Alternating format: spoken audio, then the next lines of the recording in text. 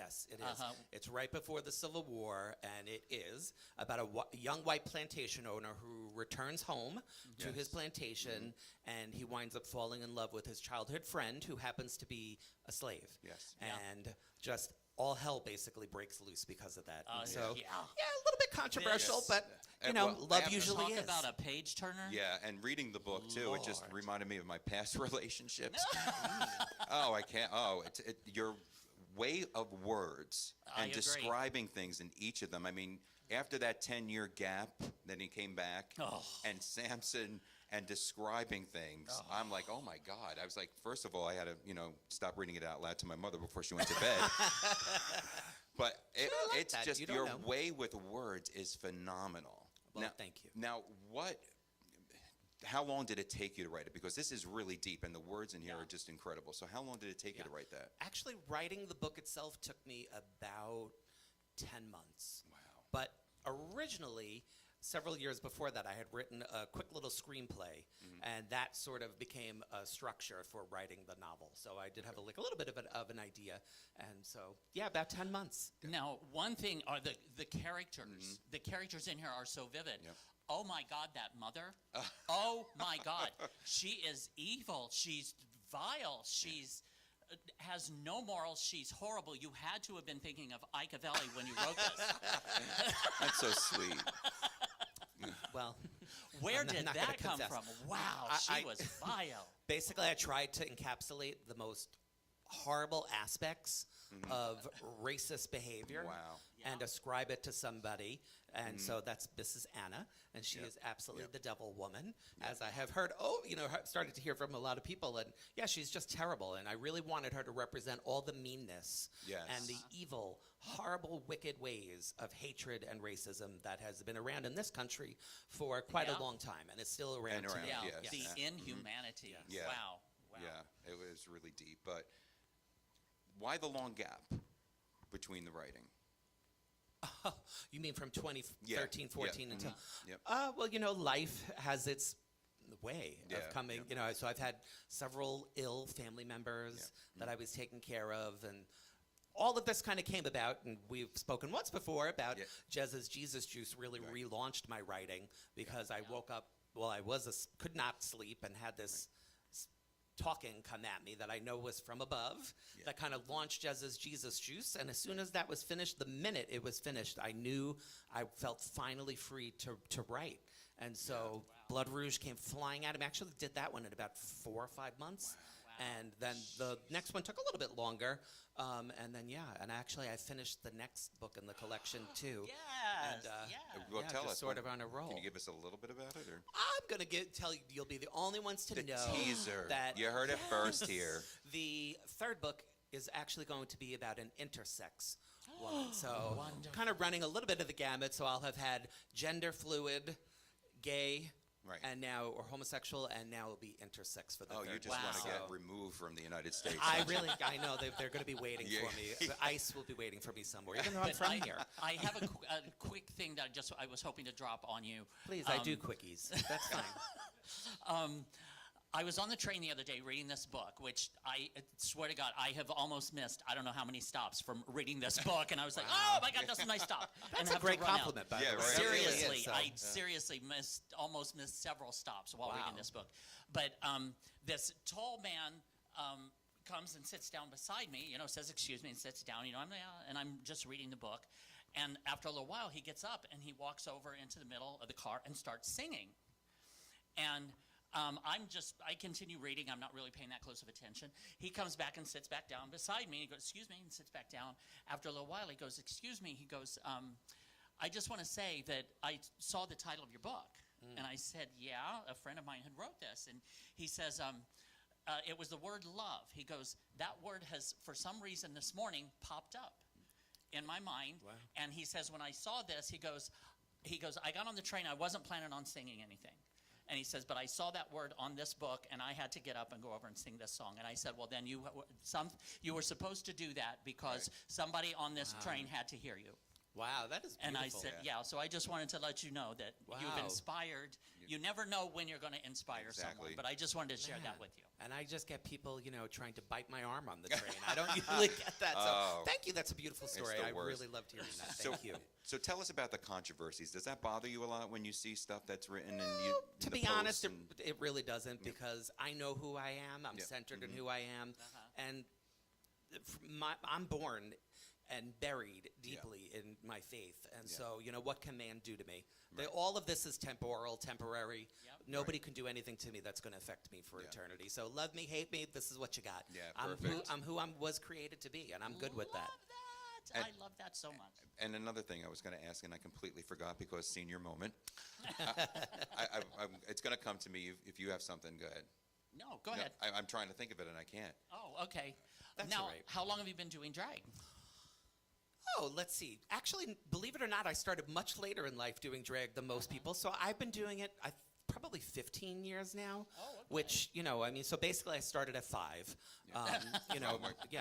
So The new math. Yes. So about 15 years. And I also started, my drag was also quite faith-based too, because I picked the name Jeza Belle. Right, And she's right. this evil, wicked woman in the Bible. And I chose that name originally because out of the worst things, God usually works. And so I know people don't normally expect to hear about religion from a drag queen, but that's really where my drag came from. And I love that. Love that. Because a lot of times, again, that's where the lotus flower blooms, is in the middle of a swamp. Exactly. Amen. And that's why I think right now what we're going through, art is really going to thrive and really going. And I just love seeing you bloom and blossom. But that I Thank remember you. now. I appreciate that. So the sales are going incredible, not just here, but international. Yeah. So you've been traveling with the books as well. Yeah. And I'm actually happy to say that I will be in London at the beginning of sometime in the fall. Yes. So a bunch of stuff happening, and then over to London. Actually, this book debuted, came out right behind the Oprah Book Club of the Month, and that really just set me over the edge, because I said, yes, if you get anywhere near Oprah in this life, you know something good is happening, right? Absolutely. Absolutely. Oh my God, Jeza Belle, thank you so much. You are Thank our you, first thank you. guest Love you on love you Ike all. and Thank you so much. And But what also an honor. Tell us what's coming up besides London. The book is Sure. going to be Yes, coming out yes. when? And The book's out, and this book is out. I will be at the Rainbow Book Fair in a couple of weeks, New York's, actually America, in the United States, the biggest LGBTQ book fair. Then I'm also going to Pride LitCon in Virginia. I'll be in Massachusetts for a book fair. I don't know, all over. Just look out, and if you see some big old hot mess redhead, it's probably me. oh my God, we love you, Jeza Belle. Thank you love so you much for too. being Thank our you. very first Love guest. you. Thank you. Yes, just and let me stick move around. down and Yes, see who stick I around. can fondle. Yep. Thank you. Good. So our second guest is one of those fabulous stories of trekking off to New York City and making an incredible name for himself by showcasing his incredible voice at legendary establishments in New York City. Yes, and 2 years ago, his original song "Streets" was featured in the film Stars, and yes, to which he appeared in the opening credits. Now his latest song, "Life Is Free." Yes. I love Oh my that God.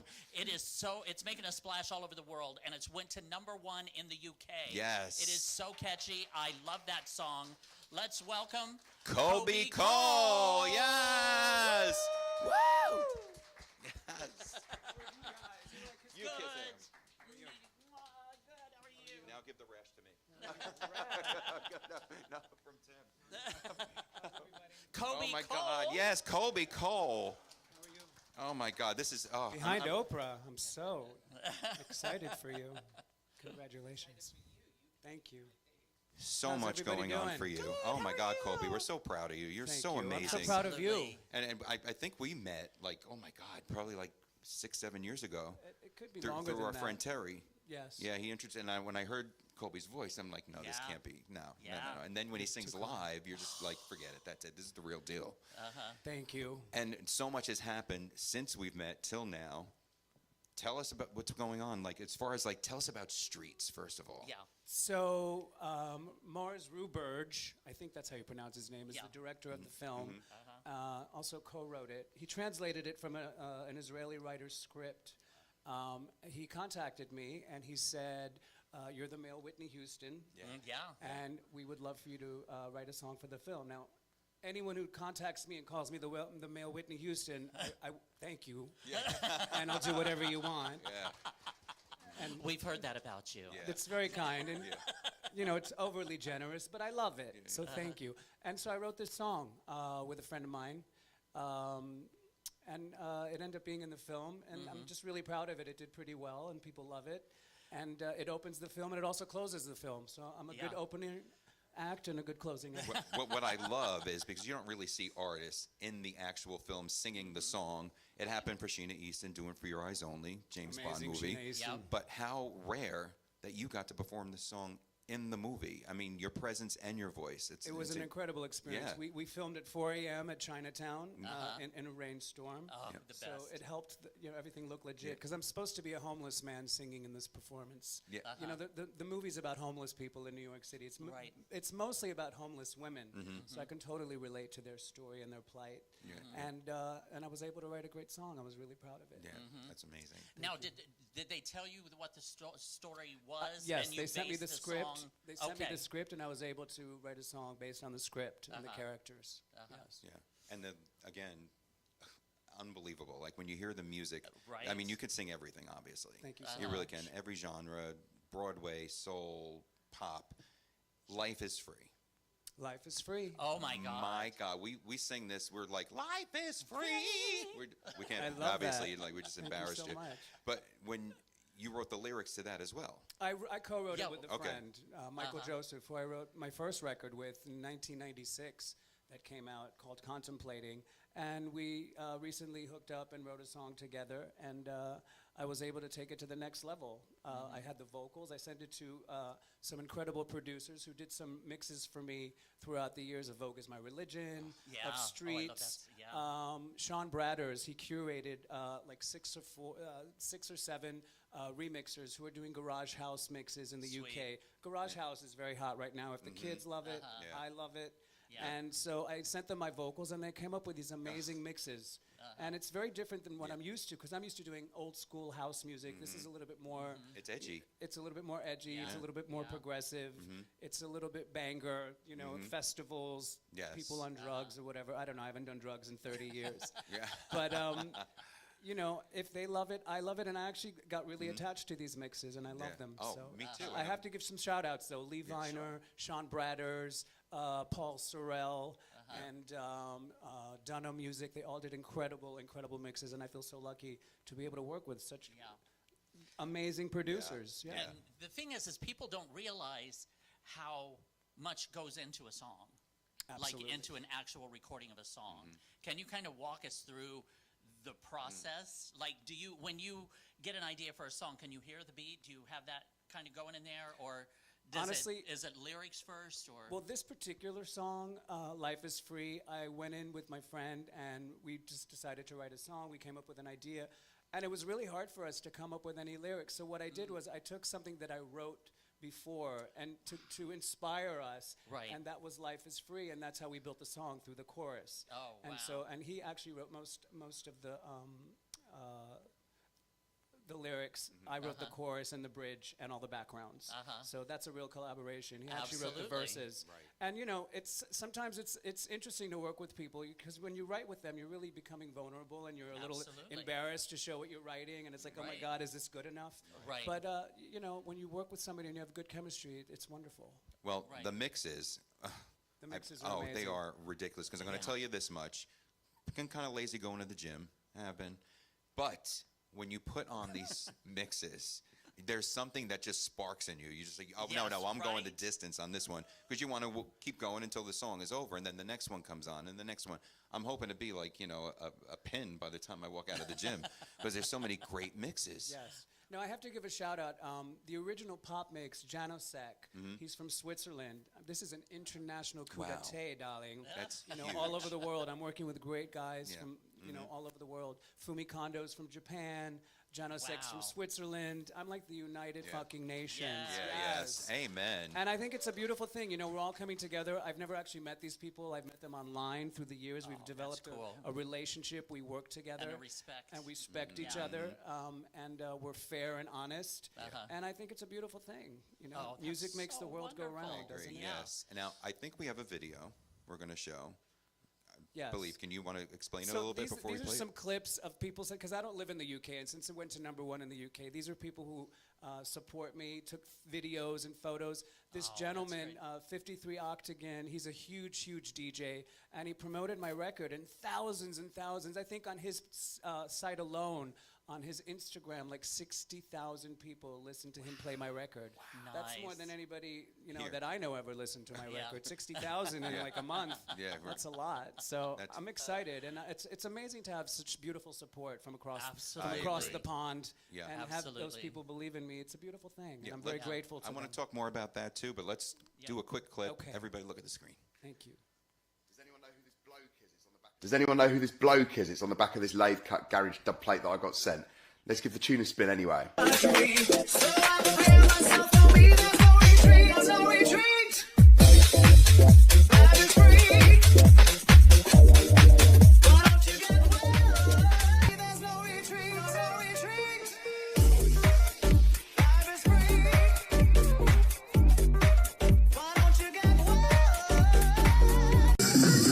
Yes, Coby! Radio 1! Oh, oh! Put your hands in the air! Come on! Coby Koehl!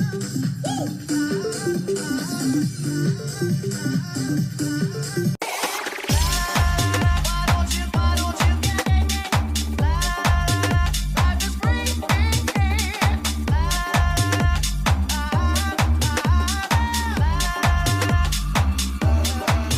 Exactly. Yes, thanks for sharing that video with us. Thank you for sharing Yes. it. Now, Tell, If you weren't in the UK, you'd never know I had a #1 record, right? well, you got to play it here. What's wrong with everybody? Come on. They're starting to. They're Yeah, starting they really need to. But I think we're closing in. okay. But I would- real quick, Thank we you just so want to say UK, US. What's the difference? Like when you're getting In your the music market, played? yeah. Well, listen, it's a different type of music. It's garage house. It's a different type of, I'm used to doing regular classic house, like 90s house, like Beyonce Right. did with her Renaissance album. Yes. So this is a different genre for me. But listen, if you're a great singer, you could sing any genre. Yeah. And they can mix your song voice into anything. And I just want to say that you have, in the past, done these nights out where you feature incredible singers. Yes. I mean, spectacular singers. Where do you find your talent? Well, I'm a fan, just like everybody else, and I'm online. I have great, talented friends. I really believe in supporting great talent because Absolutely. I come from a great support system, and I think it's good to give back to the community. And so Absolutely. I'm working on doing another open mic very soon. Yes, So keep your ears awesome. and your legs closed. Give it up for Coby Koehl. Thank you Please so much. stream his song. It's you so amazing. much. Download. Life is free on all music platforms. Thank you so much. Yes. Yeah. Okay, so we're going to bring out our next guest, who is a socialite and has had an amazing experience growing up as the first cousin, godson to the incredibly talented Jackie Curtis. Yes. His book, Jackie Curtis Undressed, was just released a few months ago and dives into the Warhol superstar's life in New York City. Please welcome Joey Preston!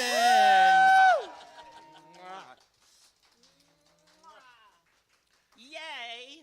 Oh my God! Thank you so much for coming out. Hi, guys. And this is newly released as well. Yes. We're going to hold it up. Yep. Yes, Good. this is my first and newest book. It's on my first cousin and godfather, Jackie Curtis. And I used to say when I was a kid, growing up, when I saw Jackie in drag, he wasn't only my godfather, but he was my godmother. So, he played two roles aesthetically. So, but thank you for having me on the show. This is wonderful. Are you Thank kidding? you so much. And what a fabulous Oh book. my Honestly, it's a trip back for me. I don't know about you, but my family, they lived in New York. They lived in those little, what do they call them? Railroad Thank you, flats. railroad flats. And I reading some of the stories, the bars going down. My mom always took me Yeah. to the bar. She didn't care. 3 years old, she didn't care. Well, basically, Jackie and myself and the rest of the family, we grew up in a bar. Right. Because Yeah. our grandmother, Slugger Ann. Slugger Ann. Yes, owned the bar. I on- love Slugger Ann. Yes, she would have loved you as well. She would have loved our whole family. But she owned the bar on 12th Street and 2nd Avenue here in Manhattan for 25 years. So we grew up in the bar. Yes. You know, I was 4 years old, 3 years old, running around like a little rugrat, Yep. you know, Yeah. in the bar. So what got the wheels going for the book? Okay, it was the beginning of the pandemic. And, you know, you continually look out the window and you say to yourself, holy cow, there's no cars parked. There's no people walking around. You know, what am I going to do with my life? You know, things were stagnant. They were still. So I needed inspiration. And there have been many authors who wrote about Jackie in their books for many decades now. But I had an opening as a family member who also worked with Jackie on many of his productions. But we also had personal family productions to deal with as well. So I went out on my wraparound terrace with curated botany. I love that. That was very I funny. love by that. the Yeah, way. I love that. Yeah. That's your cue to laugh. Everybody, come on. Yeah. And I said, where am I going to get this inspiration from? So I live opposite Willem de Kooning's original home and studio, who was the father of the mid-century modernist movement. And I said, please give me some inspiration. And of course, Jackie popped into mind. And I turned around, I walked up to my computer, and I started writing, and all the stories came out of me. Wow.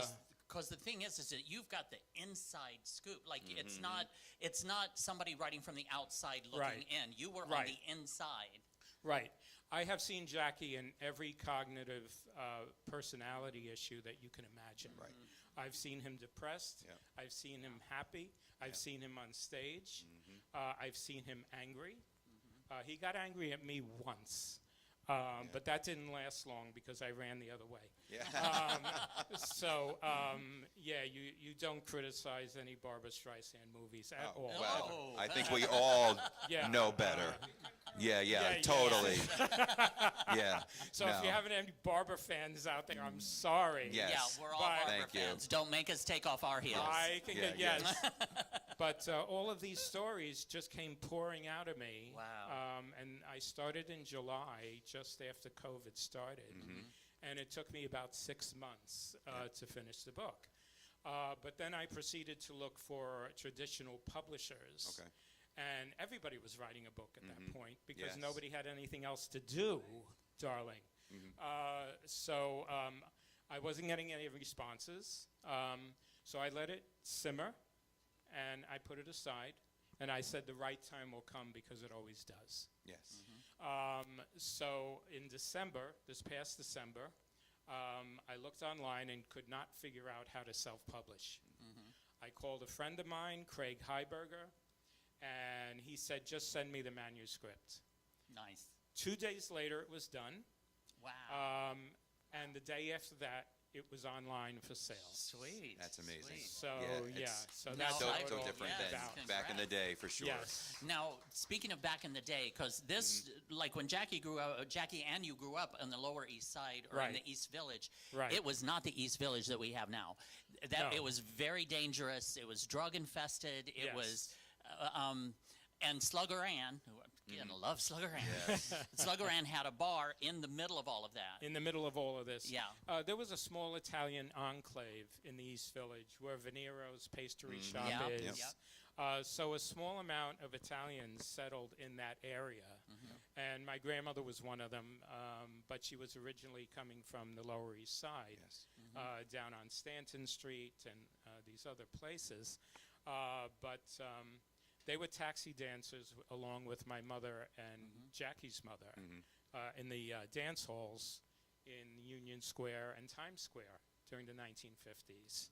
And so Slugger Ann, I would call it Slugger Ann so everybody understands who I'm talking about, takes my mother and says, my cousin wants to sell me the bar. Should I buy it? And my mother said, of course, absolutely, buy it. Take it, get it, before somebody else does. Yeah. So she bought the bar in 1956. Wow. And the rest was history after that. So, when you see other books written about Jackie, does it irritate you when you see it? When you know some of it may, because sometimes that would inspire me to say, no, I'm going to put a book out now and I'm going to tell the truth. Well, there aren't any other full books written about Jackie except our book on Superstar in a House Dress, our independent film.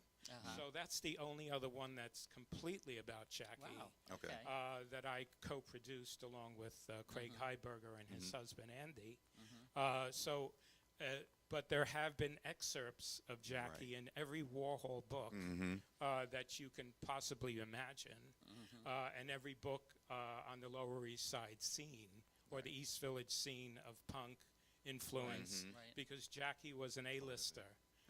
Below 14th Street in that movement of the punk rock movement and the drag movement at that time. And theater. Yeah. In the late 60s and early 70s. And what support you have from celebrities too, you know? Sorry? Yeah. What support you have from celebrities? Yes, Yeah. yes, absolutely. Harvey Firestein started with Jackie. Bette Midler started with Jackie. Lily Tomlin. Lily Tomlin and her wife, Jane Wagner. So Jackie knew everybody, and everybody knew Jackie. Yeah. So everybody was writing and talking about Jackie on all different types of media venues. And I said to myself, well, you know, Joey, here's an opportunity. You see? Right. Yeah. I worked with Jackie, and I'm Jackie's first cousin and godson. And I'll talk about the family because everybody was talking about Jackie's entertainment life. Right. The persona, the public persona. Speaking of family, I know we have some pictures. Oh, the pictures. So if we could show, we're going to show one picture. If we'll start with the first one, you give us a little update on this. This is my mother, Josephine. On the right, obviously. On the right. Right. Yes, right, exactly. This is in Vain Victory in 1971, written by Jackie. And my mother had a part as Helen the librarian, and she would sing the Indian Love Call. And this is the type of flapper dress that she wore in the show. And as you can see, you know, I think that's Jed Johnson and another actor there. But my mother was very open to Jackie's work. Yes. And That's incredible. she was like Jackie's second mother, but they called her Aunt Josie because it was his aunt anyway. Yeah.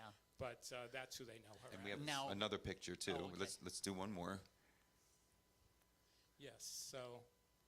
I love Okay. this. Oh, that's great. I love Right. it. So on the left, you're going to see our grandmother, Slugger Slugger Ann. Ann. Yes. Yes. Right? And that's a real fur, by the way. I can't make apologies because that's what they did in the 70s. Exactly. That was a status symbol. That was a status symbol. And that's Jackie's mother in the middle, Jean. I called her Aunt Jeannie in the family. Yes. And that's Jackie on the right, Yes. showing them I love that it. Jackie's in drag for the first time. Wow. That's incredible. Yes. Because again, you've got to understand the time. Right. Drag was not done. You could not walk down the street. You No, could you not. could not. It was forbidden. And then she would walk down the streets at times in this. Yes. And there was just briefly, there was one moment you were telling us about with Jackie and Slugger Ann. Jackie and you were in the bar. Yes. I think one time. And she had been doing drag for years at She had this been point, doing right? drag for 10 years at this point. So Jackie and I are sitting at a table just like the Ike and Tym are sitting here. And we're talking, and we're having a nice conversation. And our grandmother was behind the bar, tending to cleaning up and everything. Nobody else was in the bar. There were no customers. And out of the blue, she just blurted out in the loudest voice that she could possibly say, "Hey, Curtis!" And we just sat up like soldiers. I mean, Which you would when Slugger Yeah, Ann yeah, yelled. exactly. yeah. When she summoned you, you sat up like a soldier. Yes, Nana, Curtis said. Are you a man or a woman?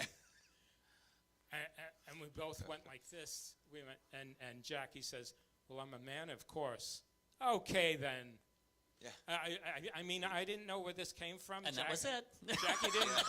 Jackie didn't know where this came from. Okay, then. Yeah, she had seen Jackie in drag for the last 10 years. So what was the question about? She was not an alcoholic. She didn't drink her own inventory. She just wanted to know. She just wanted to know because, Candy Darling also worked as a bartender in the bar. But our grandmother, Slugger Ann, never knew that it was a girl, a boy, at the time, because Candy looked so convincing. So our grandmother was a bit confused. She was that would confused, be but hard guess to what? figure Your out. grandma and your mom were very supportive. Absolutely. In a Very time supportive. when people were not. Yep, So that would, absolutely. In the Sicilian and Latin families, the firstborn could do no wrong. You see what I mean? Yes. Oh, my God. Joey Preston, thank you yes, Joey, so thank you so much. Thank you. Amazing. We appreciate Thank this. you. Is I love that. Thank you fascinating. both. That's Thank good. You. Thank you, guys. Thank you. Just scoot down a little. Yep. Okay, so our final guest is not only a professional New York City photographer, he is also a journalist whose site Lavender After Dark showcases his reviews of some of the greatest shows like 50 Shades of Gay right here in the city. Yes. Now, he's also a writer, a director, and the star of Modest Male Exposure 2, I Dream of Jeans. Yay! And that is the sequel to Modest Male Exposure. Please welcome Jed Ryan! Yes! Bravo. Yes. You expect me to top these three? Well, I've heard you are a top, Yeah. so. That kind of a party. Do we love Tim Moss? Yes, yes. We love Tim Moss. Do we like Ike? Do we like Ike and Oh, Love Ike and Belle. I love this shirt. Thank you so much for coming, Jed. And give it a shout out to Joe, too, who's wearing a Tim shirt. Yes. Come on. I love that so much. Thank you, Joe. Yes, this is something I always wanted husband, to Joe. do in front of Yes. a live audience and just see who's out. Oh, there's Amy. Yeah, she's in the movie. She's There's in the movie, yeah. Geo Michaels, but I didn't recognize him out of drag. Yes. There's Sean, that's S-E-A-N, spelled the right way. Oh, and there's my Yes. husband, yeah. Joe. Everybody look at my husband. Yeah. Okay, no. I always wanted to do that, thank you. All right. Hey. Well, you know what? Just a quick little brief for people who don't know. We wanted to do the whole Johnny Carson, Joan Rivers thing, and Jed and Joe were married by Joan Rivers. Yes. Just a fun fact. Yes. It's full circle. Yes, so here we are. Now somebody Can we marry me talk? already. Can we talk? We can talk. We can talk. Oh, sure. So tell us about the sequel. What brought the sequel on after the success of the first one, obviously, or is it just something that you were like, no, we need to make another one? Well, Lady Clover, honey, a lot of you know her. Do we love Clover? We love Clover, Yes. yeah. So her and I had made this short film, and it was called Modest Male Exposure, and it basically, in a nutshell, was 25 minutes of guys hanging out naked, and It was fabulous. yes, I agree. And talking about the differences of between modesty and attitudes towards nudity between generations Yes. and between genders. And I really wanted to take these characters one step further. Not that there's anything wrong with just hanging out naked, but I wanted to give them more to do. I wanted to give them girlfriends or boyfriends or both. I wanted to have a plot. I wanted to, and I wanted to use my friends, yeah. and because I'm surrounded by talent wherever I go in New York City, and I wanted to use these people. And my mother died. No, it's okay. No, yes. You can applaud. It's okay. We hated her. His husband is She was not a nice person. That's why no, Jeza. You mentioned oh, you God. mentioned the mother in the book. I'm like, I didn't know Jeza Belle Yeah. knew my mother and all that, but Yeah. she died on Valentine's Day. When was it, honey? It was 2020, right? Yes, because she was reincarnated as the coronavirus. Yes, she really was. Oh, this is good. This is good. But she left me a little bit of money. I'm not going to say how much it was, but if you really want to know, she left me the same amount that Joan Crawford left the two twins. She didn't leave Christina diddly squat, but she left them. So if you want to Google that, you can find out how much she left me. But I'm like, all right, this is the perfect storm. Let's make our own movie. Let's There give you the go. characters more to do, There you and go. and the heart of the movie, for those of you who have seen it, if you hadn't, well, feel sorry for you. But for those of you who have seen it, there's actually like the basic plot was really true. A guy finds out that he has a son that he did not know he had. And when I was in my last year of college, one of the things we gay guys do is, you know, to try and cure ourselves is we have sex with a lot of women to try and like, you know, like. See what all the talk is about. What's the to-do about? Because then, you know, and then you can like kind of like, I'm trying not to use bad words here, trying to fornicate the gay away and all that, you know, and Pray the gay away. it There you didn't go. work, you know, the therapy didn't quite take, but this one girl, she really did leave, you know, and this is the movie, you know, this is the main plot of the movie. This one girl that I was dating, she did disappear, like for senior year after we had. Copulated. Made love, you know, yes, copulated, you know. I love it. And we never knew what happened to her. She disappeared, and back then there was no internet. So I tried writing, I tried calling, nothing worked. So, and then I thought to myself, maybe she got pregnant because because she was very strict Irish Catholic and all that. She was One a of those good Catholic girl, girls. yeah. And then she disappeared. So I never knew what happened to her, you know. And then I thought, oh my God, this would really be a good idea for the movie. And now with the advent of genetic testing, because I know somebody, this girl who was good friends, high school friends with Joe, I think, who found out that she had brothers and sisters who she didn't know she had. I'm like, this could really happen. Although we aged my character down. I'm in my 50s. The character is in his 40s. You know, so in the movie we have a guy in his 50s playing a character in his 40s with a son who's in his 30s playing a son who's in his 20s and all that. You know, but who cares about that? You know. So you wore a lot of hats in this one. Oh my God. Because I know we were a part of Producing it. and- Yeah. So tell us all about that. How difficult was it How for you? did you juggle all that? Yeah. It was, well, I already had the script. The script was in my head, and it had been sitting there brewing, and my poor husband had to hear about it like 24/7 for probably years and all that. And I'm like, all right, we just have to get it, you know, from here all the way down and put it on paper. And once that was done, and then casting, in my opinion, was easy because, like, again, there was a whole veritable array of people. You're looking for an Ike Avelli-like character, you find Ike Avelli. You need a Tim Moss-like character, you find Tim. You find a Wendy Stewart-like character, you find, you know, Wendy and all that, you know.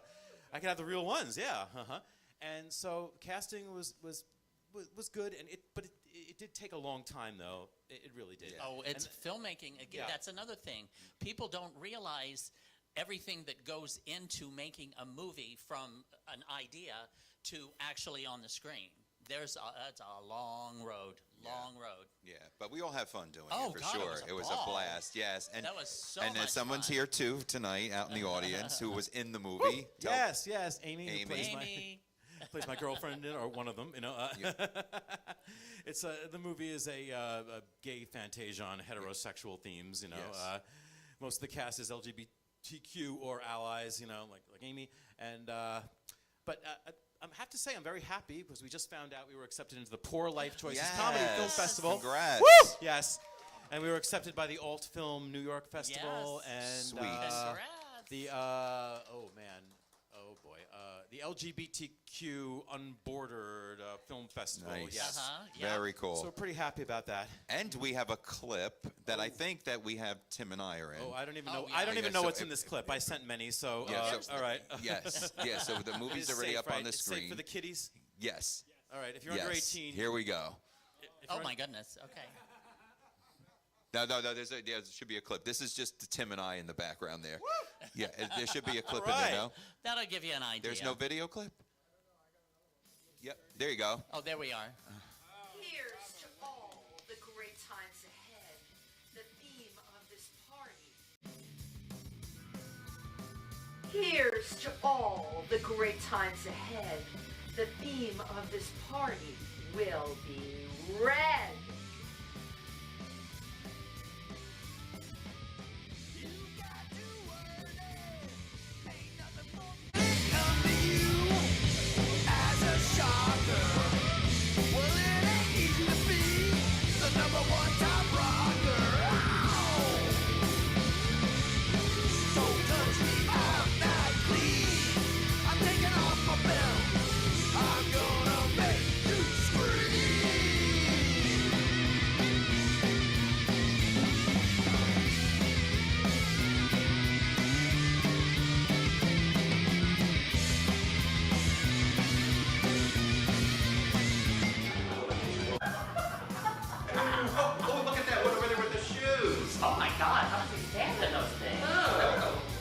what? Oh God, look at that one over there. Those pins are so tight. What is it? Paint them on? Oh. Bottom. Oh, over there. Oh, look at that man. Oh, so Mr. over there. Oh, it thinks he's like Mr. Macho. Power bottom. Oh, I'm out of a drink. I better go refill. I'll be right back. God, he's such a fucking whore. I heard that. Oh. Okay, yay! Modest No male exposure typecasting too. at all. Yes. No, really. No typecasting at all. So tell us, is there another in the making? Either a modern male exposure or a new film, something else. Oh. You got in mind. Your husband's saying no. Yeah. I think I don't know if Joe can share our tiny apartment with 2 ferrets, 12 dormice, and a director, a producer, and a no, and another sequel. You know, all the characters in Modest Male Exposure 3. He says if we make that, it's going to have to be pronounced Modest Male Exposure. Aye. You know? But there's no shortage of stories. You know, Joe's heard most of them and all that. But yes, we're definitely working on something else. Good, you know, good. One thing I have to say was the craft services at your house when he cooked. Oh, Lord have mercy. That was great. Mm-hmm. Good cook. Thank you all for raiding my liquor cabinet that day, too. I appreciate that, you know. But well, Jed, thank you so much for coming God, on. Love you, and, Jed. and can I just say one more thing? Oh, too? yes, you have something. So you can watch the movie for free, Free, at the, you can go to the New Filmmakers New York website, and I think all the movies are screening on there. But maybe we'll have that, like the information after the video. Yes. But also, you know, I used to forgot love this I on the brought- Tonight Show. I forgot when I they do brought that. this, They bring but also something. we are doing a double feature at the Lucky 13 Saloon, which is an amazing dive bar in Brooklyn on Sackett Love Street. it. And it's going to be shown with Adrian Esposito's movie Special Needs Revolt, which is also an amazing movie too. It's got the same kind of sense of humor. Yes, naughty, don't bring the kids. But this is going to be Monday. Who says there's nothing to do on a Monday night? Monday, May 19th, All 7 right. p.m. It's a double feature. Yes. Yes. Yes. Well, So- that is our show. I am so excited, Tim. Thank you Oh so my God, much. I This know. was wonderful. This was so much fun. Let's give it up to DJ Shan. Yes. Right. Thank you so and much. to everyone here at the Copacabana. Yes, thank you so much for always welcoming us. And our guest, Jeza Belle, Yay! Coby Koehl Joey Preston. and Jed Ryan. I'm Ike Actually, Avelli. my and I'm husband Tim has a... Moss. And we are going to play Coby's song We and haven't heard dance Coby's on song our way yet. out tonight. So come on, get up and dance, everybody. Let's go. Can't we pass around a bucket for more time? Joe's got a Mean Girls bucket. We'll pass it around if anyone wants to extend this party any longer. Ooh, put your hands in the air. Every day that I get up, I remain hopeful that the sun is gonna shine its light on me. I look into my eyes.